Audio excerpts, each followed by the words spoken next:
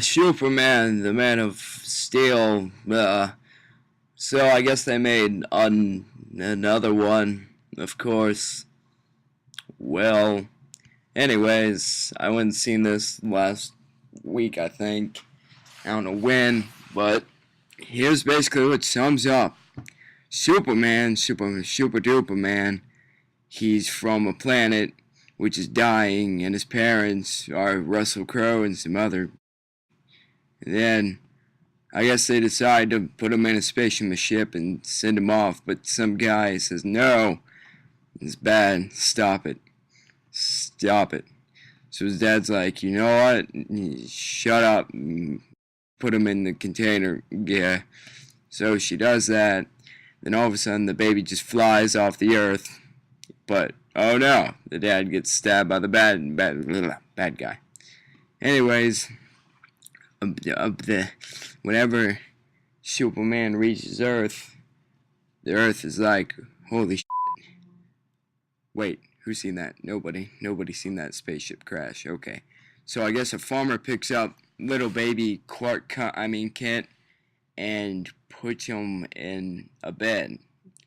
And then he sends him to school. And then all of a sudden, whoa, Kent has powers.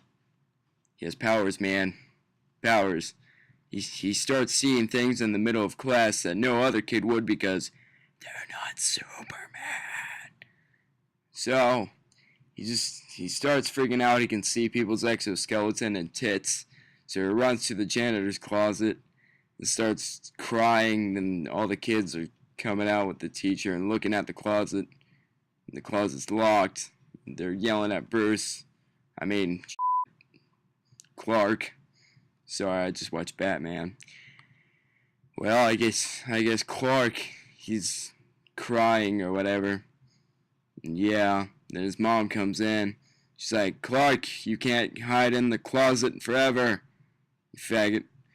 So when then he comes out, then it goes back to the present, which I don't know, it keeps flushing back to his past or whatever.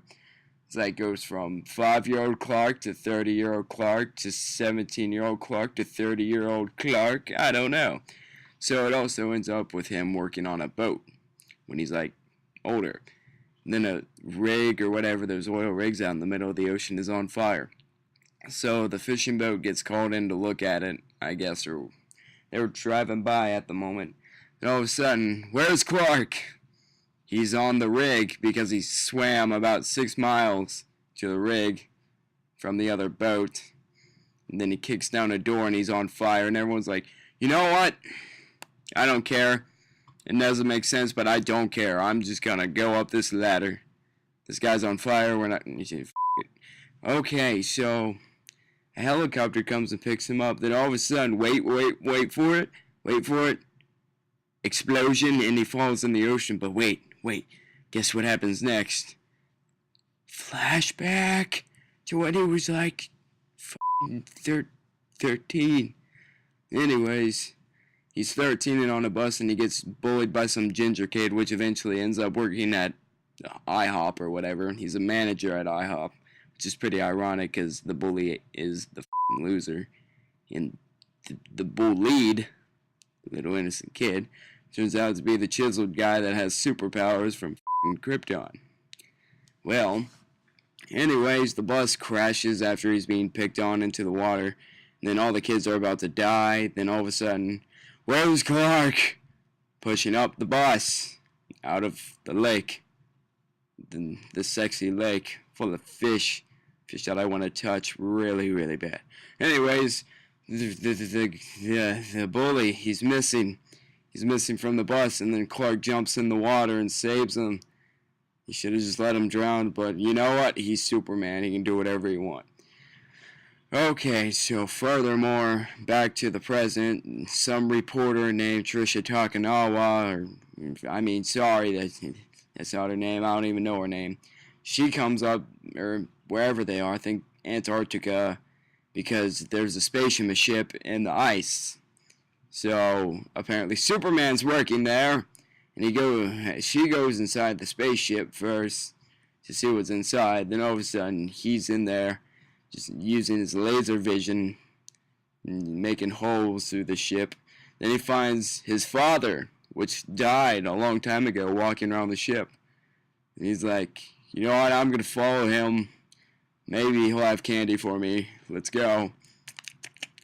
And once he gets inside, wherever his father takes him, he finds out he's Superman. And then Superman, he needs to learn how to fly. So Kent goes outside and starts to fly, but he's actually like a pogo stick at first. He goes up and then down and then up and then down. Like, nobody even hears this. Like, there's a camp right next door, but like, nope, nobody sees it. So he's just like flying, then all of a sudden, kaplow, he flies. He learns how to fly in 5 seconds. Then he goes from Antarctica to Africa in like 5 seconds. Just, yeah, flies around the world. So, basically, skipping forward more in the story, she has a story about meeting Superman, the news reporter, and she wants to turn it in. But no, the black guy, which is, I'm not racist. He's actually the boss or whatever. He's like, you know, I can't do it, man. I can't turn in the story, man. You know why, man? Because people won't believe in God, man. And that's bad, man. It's really bad, man. So she got all disappointed, left, whatever, and she dropped the case. But then he's like, you know what? You're fired. You're fired for 3 weeks. 3 weeks. No pay.